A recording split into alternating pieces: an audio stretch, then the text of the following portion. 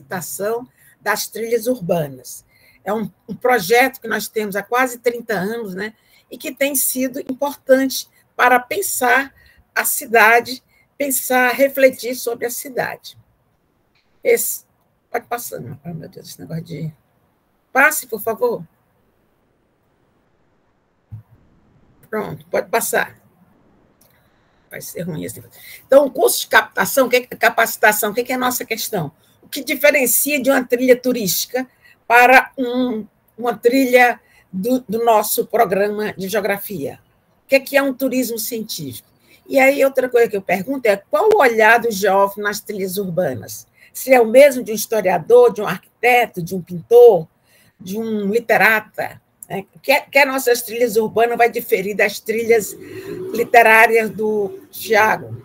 Então, e é importante que eu sempre chamo a atenção dos monitores, é articular o roteiro com a temática e os conceitos e metodologia da geografia. Então, qual a temática? A gente já vai ver aqui nas próximas apresentações: Fortaleza do Mar, Espaço de Vida e Morte, Ócio e Negócio, a Geometria do Poder. Então, são vários roteiros, temáticas, e para cada um deles tem conceitos que são trabalhados.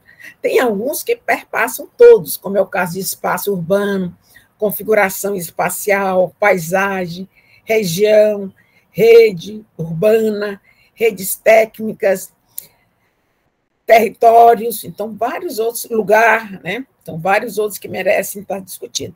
Outra coisa importante que a gente sempre chama a atenção é trabalhar com a formação socioespacial, ou seja, para você entender os temas e analisar a paisagem, é fundamental a contextualização. Esse processo, formação, é um processo, o processo que gerou essa organização de espaço em Fortaleza, que reflete a organização do espaço cearense e mesmo tem influência das transformações sociais e econômicas no Brasil e no mundo. Tá? Outra importância, a gente está discutindo a metodologia do trabalho de campo. Então, como se realiza o trabalho de campo? Eu não vou entrar nesses detalhes das várias etapas, porque a gente está querendo discutir hoje como esses conceitos, como esse referencial teórico nosso, vai ajudar no nosso trabalho de campo. Então, o que a gente vai fazer durante o roteiro? Observar a paisagem, as formas, ou seja, as configurações espaciais. E aí é necessário destacar qual foi o processo que gerou essas formas. Quais são as funções de hoje dessas formas? Quais são as marcas do passado que nós vamos encontrar no centro de Fortaleza? Então, a gente vai ver as rugosidades, né? Vai discutir o contexto em que foi produzida essas formas, que contexto foi produzido a Santa Casa, a cadeia pública, a Escola das Órfãos, né? Que é as Órfãos da Seca, que foi o Colégio Imaculado. Então, tem todo um contexto para vocês entenderem isso, né? E a todo instante é importante a gente discutir a relação natureza e sociedade, que é um aspecto fundamental nos estudos da geografia para se entender como se deu a produção do espaço urbano. Então, é importante muito ver o sítio urbano, a presença do Riacho Pageu, tinha uma trilha que era Fortaleza e o Riacho Pageu, que a gente vai tentar recuperar. Então, é importante ver todas essas questões. Quem está apresentando, está acompanhando minha apresentação para passar? Tá. E aí a questão, né? Então, qual é o objetivo, certo? Conhecer a cidade e a sua centralidade histórica. Então, nossas trilhas, a gente tem reduzido o trabalho ao centro, mas também fazemos outros trabalhos de campo pelo litoral, já fizemos pelo shopping, isso dá outros municípios. Isso, para as trilhas urbanas, a gente reduz ao centro pela facilidade de transporte e também por poder ser uma das áreas mais importantes do Ceará, né, de Fortaleza. Então, nessas trilhas, a gente vai se envolver com a paisagem urbana. Quais o sentido? A gente vai ter a visão, vai ter os ruídos da cidade, o movimento, né? Vai também permitir que a gente dialogue, interaja com os monitores e com os demais sujeitos sociais que compõem a vida cotidiana nos espaços urbanos. Porque aqui, a cada instante, aparece uma pessoa, interfere, sugere, apresenta, chama a gente para ver alguns aspectos, e isso tem enriquecido muito as nossas trilhas. Ou seja, é importante a gente observar e aprender como as diferentes formas de ver a cidade permite nos compreender como é a cidade, como é experienciada pelos seus habitantes. Ou seja, por que nós estamos chamando a atenção? Qual o papel nosso de geógrafo? Por quê? Porque a geografia tem um papel fundamental nesse processo. E as trilhas urbanas têm contribuído para possibilitar olhares e visões acerca do direito à cidade, acerca do uso dos espaços públicos. E aí, complementando, portanto, esse propiciar esses diversos olhares da cidade, mas por que o curso de capacitação? O objetivo é formar monitores, formar os graduandos, aperfeiçoar os pós-graduandos e também, a partir disso, na formação dos futuros professores de geografia. Dessa forma, é necessário conhecer a cidade sob um olhar mais crítico, questionando, não é só apresentando os pontos turísticos, os prédios bonitos, mas entendendo essa dinâmica, esses questionamentos que tem sobre a cidade. Desta forma, a gente vai, a partir do roteiro, tentando compreender as novas e as velhas formas, quais são as antigas funções e as novas funções, né? Indagando sobre o direito à cidade, sobre o uso dos espaços públicos, né? E, a partir daí, qual é o nosso objetivo? Fortalecer o saber popular e científico, ou seja, nós vamos conectar todo o referencial teórico e metodológico durante a nossa formação de geógrafo e levar isso para as trilhas urbanas, de forma a explorar, aprender e propagar o conhecimento geográfico para diversos públicos. Aqui só um cartaz, né, para lembrar vocês, das trilhas. Ó, essa daqui, Fortaleza e o Mar, tinha o Eustógio, professor, Espaço de Vida ou Morte, eu, as praças de Fortaleza, Lazer e Sociabilidade, professor Zé Borzaquielo, Fortaleza e o Rio Pajeú, a professora Elisa, e Geometria Territorial do Poder.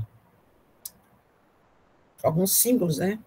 E só para lembrar para você, a nossa primeira trilha foi em 1996, no Fortaleza 270 anos, seminário acadêmico comemorativo. Por quê acadêmico? Porque era o ano que o prefeito Juraci criou o aniversário, em que a comemoração era um grande bolo no centro, na Praça do Ferreira. E a gente quis fazer um seminário que tivesse uma reflexão crítica sobre a cidade e os problemas que ela enfrenta.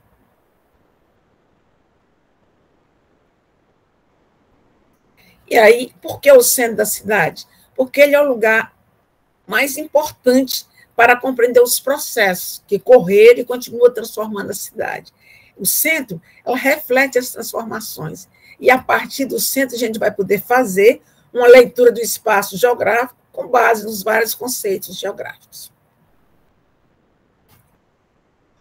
E o resultado, então, a gente viu, tem um artigo que vou passar para vocês, onde mostra esses resultados que têm sido esses quase 30 anos realizando essas trilhas.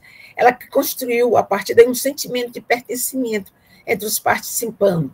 E nos balanços que foram feitos, muitas pessoas que a gente aplicou questionários, muitas pessoas destacaram a importância de ver as transformações ocorridas no centro, sempre reforçando o contexto urbano, e a importância desse projeto como instrumento de conhecimento que vai incentivar a preservação de nossa memória. Ou seja, fizemos um que era sobre o direito da cidade, e a grande discussão era que fortaleza nós temos, que fortaleza nós queremos. E houve muitas sugestões para que essas trilhas fossem incorporadas como uma atividade permanente nas escolas. Aqui só algumas imagens, né, para vocês verem desse dinamismo passando. É o Instituto do Ceará, de onde saem as trilhas. Tá? Tem aí o Cine São Luís, a escadaria de mármore do Cine São Luís, passeio público. Tá? E aí também nós fizemos as trilhas urbanas e virtuais, que tinha um objetivo de complementar a versão tradicional, porque durante a pandemia passamos 2 anos sem realizar as trilhas. E aí, a partir daí, nós elaboramos trilhas com os bolsistas, monitores, trilhas virtuais com os mesmos roteiros, que depois alguns professores incorporaram nas suas disciplinas, na graduação e no ensino médio, né, o vídeo das trilhas e discussão sobre os temas. Né? Considero que a apresentação desses vídeos nas escolas, antes de realizar as trilhas, é muito importante para que os alunos se prepararem sobre isso, né, para se despertar sobre a importância de conhecer a cidade, a preservação do seu patrimônio, né? E nesses vídeos a gente vai encontrar legendas, fotografias, né, que ajudam a compreender esse roteiro. Passando.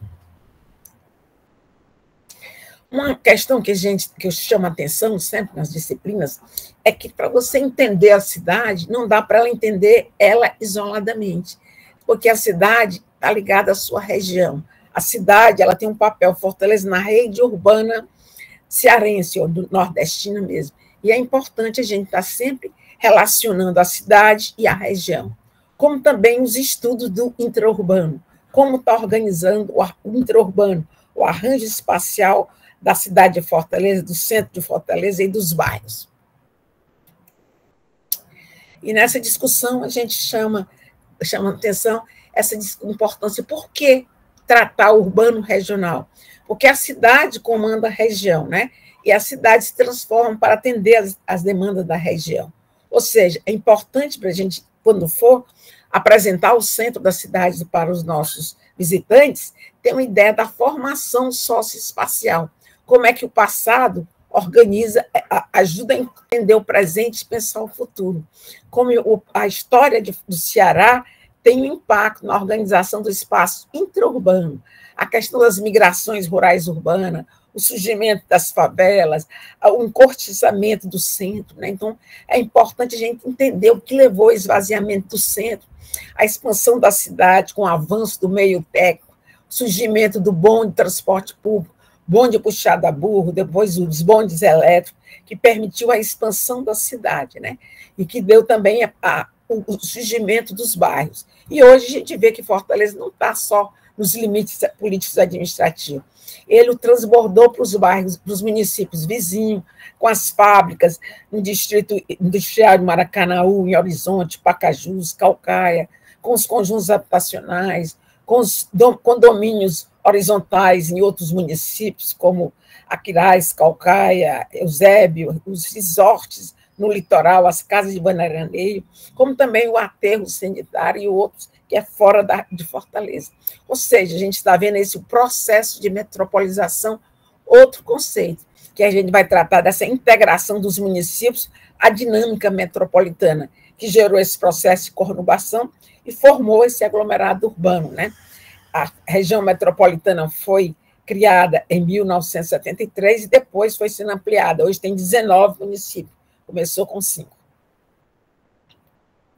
Aqui só para você ver como o passado, Fortaleza, no século XVIII, ela estava fora das rotas dos caminhos de gado. Então, o que a gente vê? Todos os caminhos levavam para o Recife, que a cidade mais importante era Recife, aqui no Nordeste, por causa da cana-de-açúcar.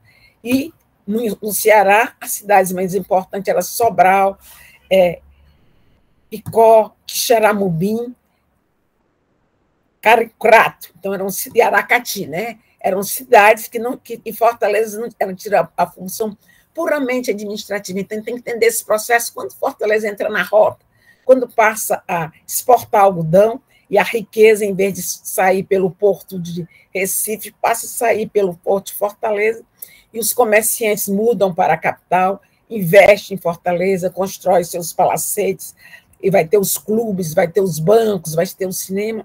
Então, há uma grande transformação na cidade, a partir de que ela passa a ser também o centro econômico, passando. E aí a ferrovia vai fortalecer mais ainda, dos caminhos de gado, vai fortalecer mais ainda a Fortaleza na rede urbana. Portanto, o que era a Fortaleza? Ela tinha a função de coleta da produção do algodão, couro, peles, animais, e distribuía produtos importados. Graças a essa força comercial, ela acaba tendo recursos impostos para investir na infraestrutura, nos serviços, nas edificações, no porto, na construção de uma ferrovia, e aí a cidade de Fortaleza tem hegemonia, alterando a rede urbana cearense no século XIX, passando a polarizar áreas produtoras de algodão. Aracati, que é uma das cidades mais importantes, ela perde força econômica por causa da precariedade do porto. E a construção da estrada de ferro vai fortalecer mais ainda a drenagem de riquezas para Fortaleza, como também a sua população. E aí, portanto, Fortaleza está no comando da rede urbana, ela vai ter a primazia da cidade, né, no século XIX, com essa inserção na Divisão Internacional do Trabalho, com a ferrovia, que chega a Sobral só em 1950 e no Cariri em 1926, passando. E aí, outra questão que a gente vai chamar agora, né? Contei um pouquinho rápido da história de Fortaleza, mas os elementos fundamentais para a compreensão da cidade e também para pensar o planejamento. Importante, quando vocês forem apresentar a cidade de Fortaleza no centro, sempre enfatizar essa relação sociedade e natureza, né? Então, quando você fala dos grandes homens, quando chega no cemitério, aqueles túmulos mais ricos, alguns foram representantes da elite cearense, e foram também empresários políticos, governadores, presidente da província, que a gente chama os agentes produtores do espaço. Então, quem foi que produziu? Foi empresário? Foi o poder público? Foi a população de maneira geral? Outra questão importante é a gente sempre não ficar só na forma, mas também destacar a função das edificações públicas e o processo que gerou essa transformação, a refuncionalização. E as estruturas econômicas, políticas, se estava no Império, se foi na República, então a política vai também alterando as formas. Outro aspecto importante seria a divisão social e territorial do trabalho, e sempre trabalhar nas várias escalas, espaciais e temporais. Aí, como eu já falei, a natureza, então, importante é o sítio urbano. A posição geográfica de Fortaleza, como vocês vão ver, a questão do litoral. Se não tivesse litoral, não teria a trilha Fortaleza e o mar. Não teria a visita ao Centro Dragão do Mar, ao Poço das Dragas, não teria ator. Então, é importante a gente ver a natureza, o clima semiárido, que passou de ter uma imagem negativa, passou a ser positiva, por favorecer o turismo e o agronegócio, e a mudança da sociedade. É uma sociedade de classe que está distribuída desigualmente no espaço. Nas áreas de maior infraestrutura, está concentrada as classes dominantes, né? Portanto, para entender qualquer que está acontecendo, apresentar o centro da cidade, é importante ver o contexto social, político, econômico, para entender, primeiro, as transformações no Ceará e como essas transformações vão impactar na organização de Fortaleza. Ou seja, quais são os aspectos políticos? Como era Fortaleza na colônia, né? Só no Império é que Fortaleza aparece como um grande centro econômico, né? Com a exportação do algodão. Depois, na República, com a própria divisão política, que era de províncias, passa a Estado. Também os aspectos econômicos. O que era? Por que Fortaleza estava fora das rotas do gado? Porque o gado, a produção de carne de sol e gado era para a zona da mata. Então, ela saía pelos portos, onde tinha o Porto de Aracati e o Porto de Camusim e Acaraú, né, que eram portos que o gado vinha acompanhando os rios Coreaú, que vai sair em Camusim, o rio Acaraú, né, o rio Jaguaribe, que vai desaguar lá em Aracati. Então, essas eram as cidades mais importantes. Tá? Depois, com o algodão e a construção da ferrovia, toda a produção do algodão passa a ser exportada pelo Porto de Fortaleza. E, posteriormente, foi a carnaúba, a lagosta, o camarão, e, mais recentemente, com o Porto do Pecém, você vê as tecnologias, o meio técnico, transformação nas tecnologias, fez com que o Porto do Mucuripe já não se adequasse para todas as atividades e foi construído um pouco offshore no Pecém, onde tem exportação de calçados, de frutas e do aço, né? Outro importante também é os aspectos culturais, né? Voltando aí, a colonização portuguesa. Como essa colonização portuguesa vai influenciar no nosso modo de vida, na nossa alimentação, e a presença da mão de obra escrava na nossa alimentação, no nosso modo de vida, na nossa cor da pele, e a população indígena, né, que então, também influencia no modo de vida da população cearense, desde a religião, alimentação, língua e artes. E aí, outra coisa também é os adensamentos populacionais. Primeiro na capital e depois alguns bairros que são densamente ocupados e outros são menos ocupados, como os bairros da Zona Leste, na região lá do Cocó. As análises, as explicações para vocês no roteiro dá ênfase à história de Fortaleza e às transformações que estão ocorrendo na cidade. Sempre lembrar que essas transformações estão ligadas à história do Ceará, do Brasil e do mundo. Será que o Ceará seria o grande exportador de algodão no século XIX, se não tivesse havido a Guerra da Secessão Americana, né?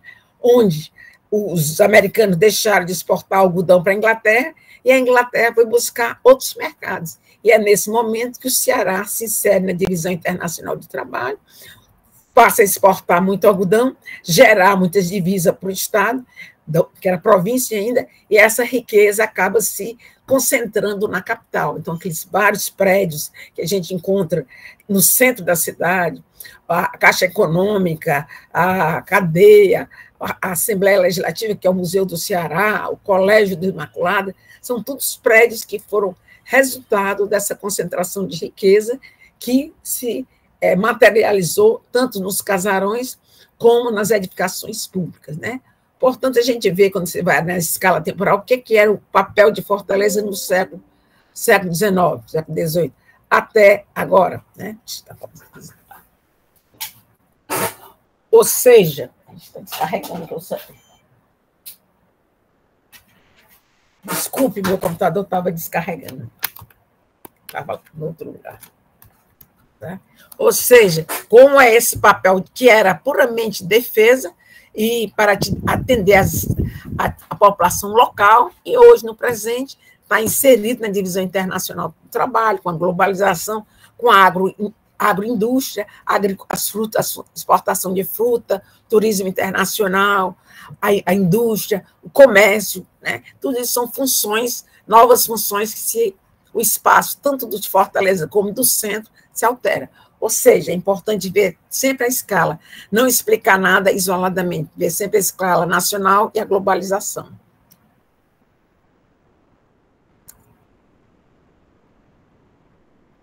Passa, Larissa.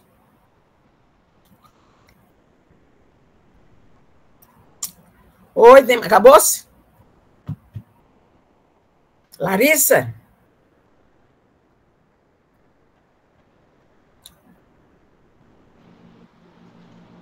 Vocês estão aí, não? Ah, certo. Pronto. E aí, outro fator importante que vocês têm que levar em consideração, por que o centro deixou de ser tão importante? Hoje é o centro da periferia, esvaziou-se as funções do centro, vamos revitalizar o centro. O professor Zé Borges daqui, ela sempre critica o termo de revitalizar o centro, porque o centro é vivo, é dinâmico, né?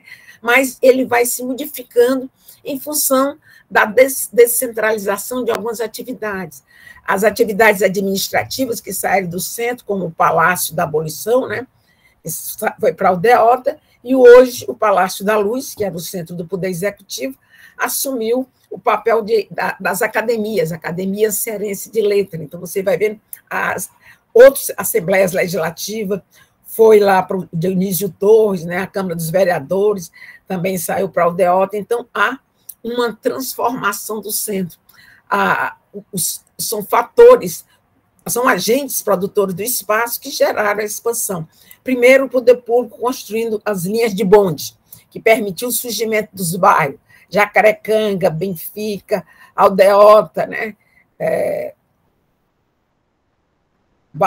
Carlito Pamplona, acho que na época não chamava Carlito Pamplona. Então, vários bairros surgiram em função dos caminhos de bonde. Ou seja, o Estado vai colocando infraestrutura e serviço. Nisso, o setor privado vai construindo edificações nas margens da via dos bondes, onde os bairros vão surgindo, onde vai também ser instalada energia elétrica, água, esgoto. Então, o Estado acaba direcionando o crescimento da cidade. Outro agente é o setor privado, que vai construindo casas, hotéis, shopping, que vai também. E os habitantes que vão construindo as suas casas de acordo com sua renda e com seu poder aquisitivo. Ou compra da classe dos empresários, ou exporta, né? Aqui é só um gráfico para vocês verem o que é a cidade, né? A cidade, como a gente vai ver nas trilhas, é sede do poder, é local de produção, é local de circulação de riquezas, de mercadoria, é local da reprodução da força de trabalho, é também um espaço de cidadania. E a cidade é composta de outras mercadorias, que são as condições para a reprodução da força de trabalho e para a produção. Ou seja, água, energia, habitação, né, que são produzidas pelos agentes produtores que a gente sintetizou, poder público, capital e população. Ou seja, nós somos, ao mesmo tempo, cidadãos, consumidores, produtores, e vamos ocupar diferentes espaços na cidade, os bairros de elite, os bairros de classe média, e o Milton Santos, na época, publicou o Espaço do Cidadão, em 1988, eles falavam de cidadão de primeira e segunda categoria. Classe. E aí, só falando o caso do Estado, dizer, como o Estado intervém, poder legislativo, executivo, judiciário, mas pode ser o federal, pode ser o municipal, pode ser o estadual, então tem várias ações do Estado. E aí, você já viu, já falei para vocês que o Estado age com infraestrutura, com empresas estatais, com legislação, dizendo o que pode e o que não pode, e o setor privado, através das atividades econômicas, construções de condomínio, loteamento, prestação de serviço, instalação de indústrias.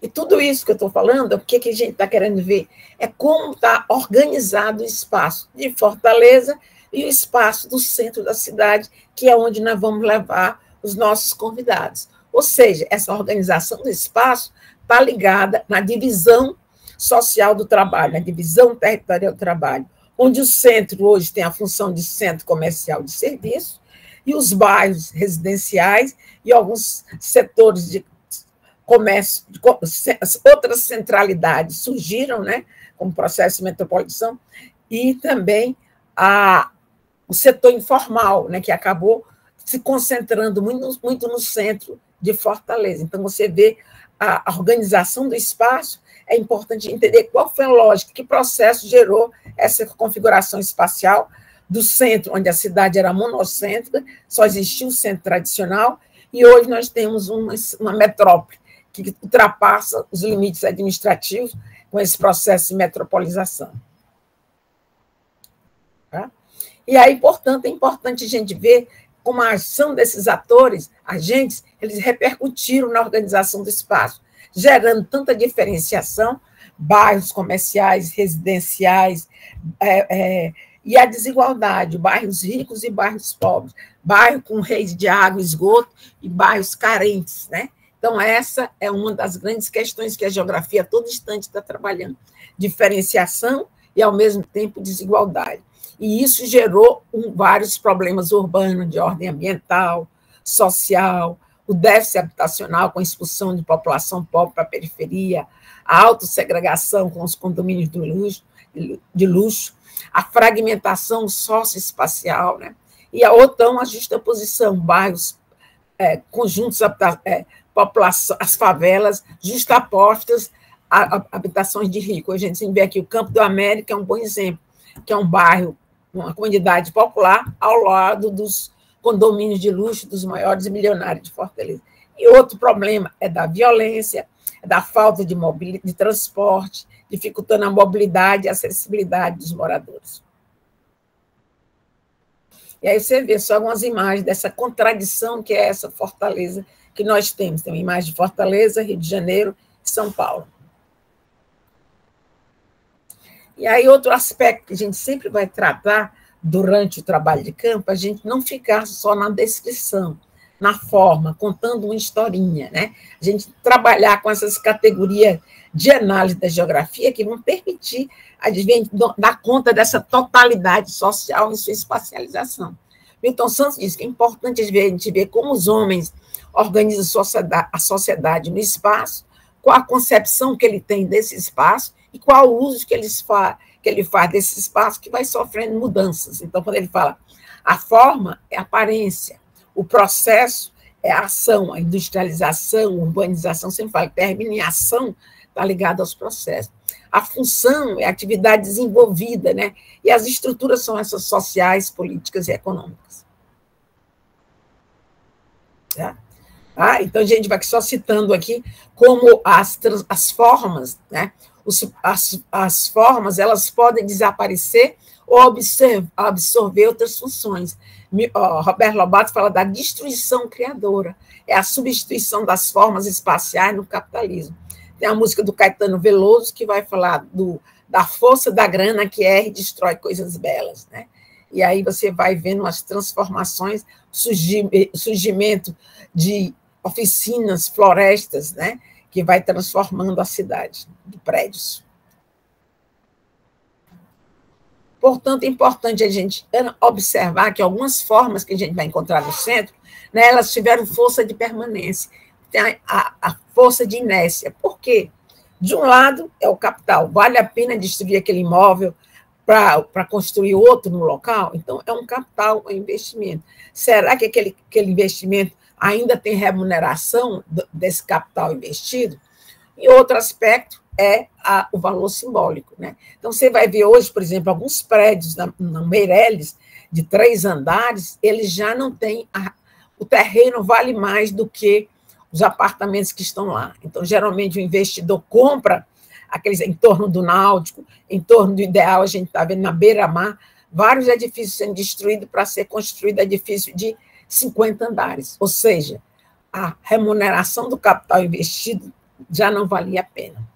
Outro aspecto que a gente vai valorizar no centro é o valor simbólico para a sociedade, é o patrimônio. Então, o que é o patrimônio histórico? O que está tombado? Então, tem uma lista de equipamentos urbanos, de prédios, edificações que foram tombadas, como agora o Parque das Crianças, que foi totalmente recuperado, o passeio público, hoje o café do comércio, que é a Fé Comércio, que fica ali, né, foi um antigo hotel. Então, são formas que o Roberto Lobato chama de formas flexíveis, que vão se adaptando às novas residências, seja antigas residências, seja edificações públicas que mudaram a sua função. Mantém alguns a forma, um novo conteúdo. A função passa a ser moderna, contemporânea. E a gente vai ver o centro de Fortaleza. O que aconteceu? O centro tradicional esvaziou-se de habitações de luxo da classe média, várias funções administrativas também saíram do centro, palácio, assembleia, secretarias, porque por falta de local de estacionamento, necessidade de grandes espaços, que o centro já estava densamente ocupado. E no lugar foram surgindo o quê? Os cortiços, em residência deteriorada, onde para o proprietário era mais lucrativo alugar os quartos para trabalhadores de áreas centrais. E, por outro lado, a gente vai ver também o surgimento de outros bairros que vão abrigar a classe média, que vai buscar áreas mais amenas, sem poluição e congestionamento. Aqui alguns exemplos. Vocês estão vendo esse primeiro aí, é a Caixa Cultural, ali é a antiga alfândega. É um prédio de pedra, né? Quando você entra lá, tem um quadro, tem a data de 1800 e tantos. Acho, não sei se já foi na República ou ainda era no Império, né? Esse outro aqui é o Centro de Turismo em Setu, que foi uma antiga cadeia pública, né? Embaixo, nós temos 2 prédios que ficam um à frente do outro, na Praça do Ferreira. À direita, esse azulzinho, é a Caixa Econômica, né? Que a gente pensa que é só um prédio, mas eram 3 prédios que foram comprados pela Caixa Econômica e foram articulados para atender as funções de banco. E esse outro aí ficava um restaurante muito legal, que foi fechado, o Scala, né? Mas são prédios que estão tombados e que não pode mudar a sua forma, pode alterar a sua função. Tá? E aqui você vê a degradação com várias casas que viraram cortiço. Não são fotos de Fortaleza, só esse de baixo, que é o da escola Patronato Jesus e Maria José, que fica ao lado de Imaculada. E esse outro, acho que é um casarão que fica no Jacarecanga. Os outros 2 acho que são do Rio. Pronto, então era só para levantar essas questões, né, para vocês, sobre uma preparação